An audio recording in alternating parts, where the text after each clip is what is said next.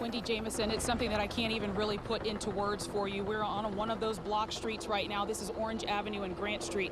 Behind my camera guy and some of our producers right now, you just see people standing there waiting, trying to get a little bit more information. Right over my shoulder, though, just about 4 blocks down the road on the left side of the street is where that nightclub is. You see the sheriff's office, you see the FBI, all kinds of emergency personnel set up out there just trying to figure out exactly what happened inside of this nightclub last night. I want to show you some video that we shot a little bit earlier today, though. This video showing so many people deciding to go out and make these memorials in different places in Orlando. One of them, people actually painting their hands and putting them down on this sheet because they said they just wanted to. Many of them didn't even know anyone who was inside of that club. We've even seen signs, makeshift signs, put on light poles, people just trying to show their solidarity here in this community. All of this so hard to understand, but you talk about heartbreak. How about those families who are still waiting to figure out if their family members and friends are okay, waiting to see if they're accounted for? We actually spoke to one mother today that says she's been waiting since 4 o'clock this morning to hear from her son. Anything, I've been here since 4 o'clock in the morning. I've been waiting. Waiting by the emergency room to see if anybody gets called in. Well, they said there's a lot of dead bodies at the club. And that's a crime scene. They can't identify anybody. So it could be hours and hours before we find out.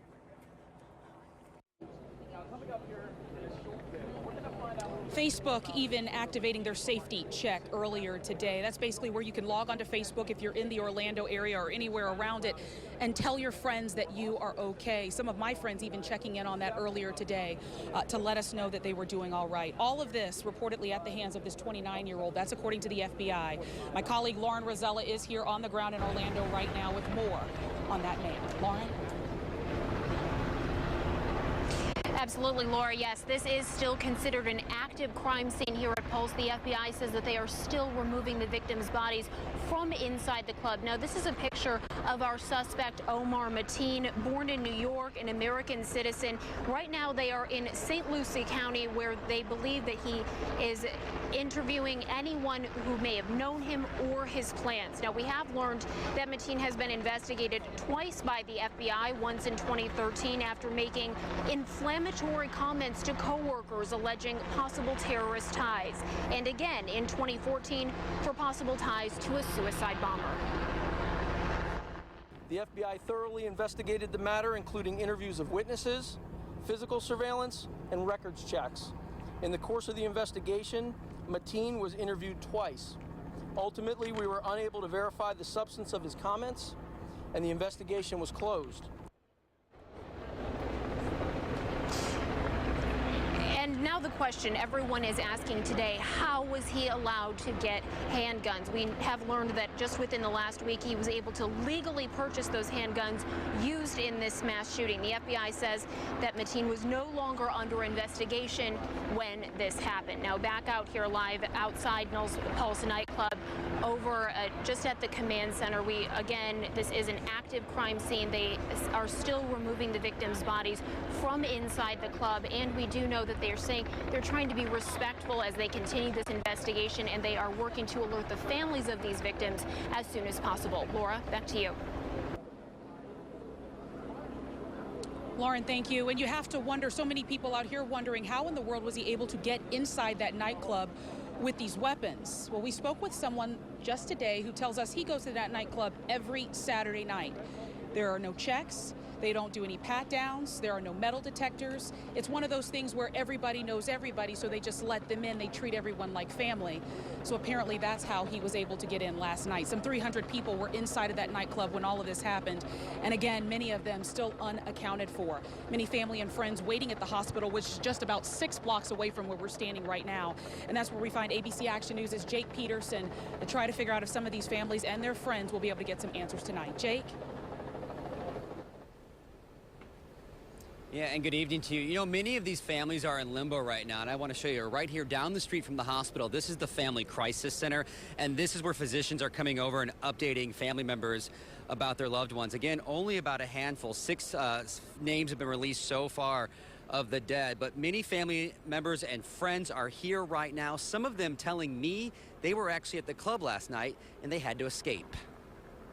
Out of nowhere, it was like, brrr, and I was just like, that sounds like a gunshot, so I threw myself on the floor. Janil Gonzalez says the shots didn't stop. It was rapid fire. It's like, brrr, and then he'd like change, put another ammunition, brrr, and then change, put another ammunition, and I could just smell the ammo in the air, and I was like, this is a gun, this isn't fireworks, like we need to leave. But that wasn't easy. He says Mateen was standing near the main entrance. We start digging through the curtains, and we finally see a door, and there's probably like 50 people trying to like jump over each other and just like exit the place. Shooter keeps getting closer and closer. They eventually find a fence to climb.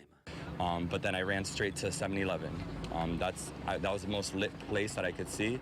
And as soon as I got to 7-Eleven, the workers were like, come, hide. And we were hiding in the freezer. But some of his friends weren't as lucky.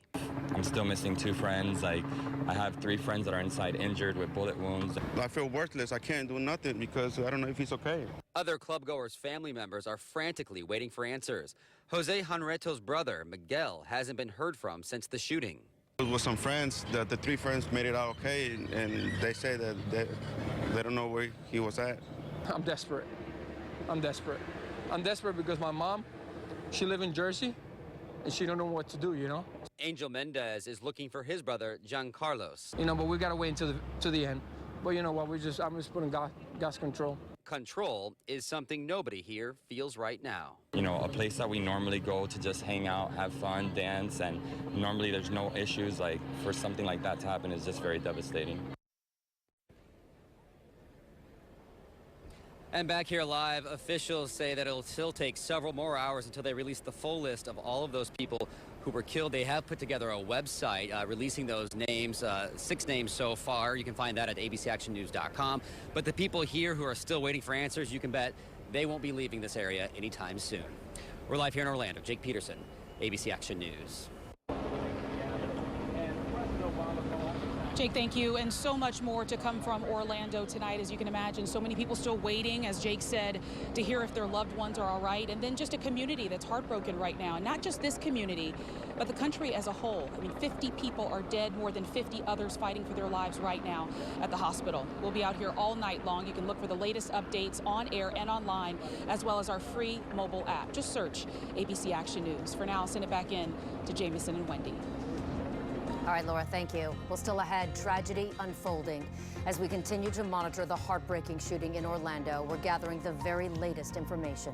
Straight ahead, how gay communities here in the Bay Area are responding to this tragedy as people pray for the victims. We call on you, oh God. Have mercy on them, oh God. Let them pull through, oh God.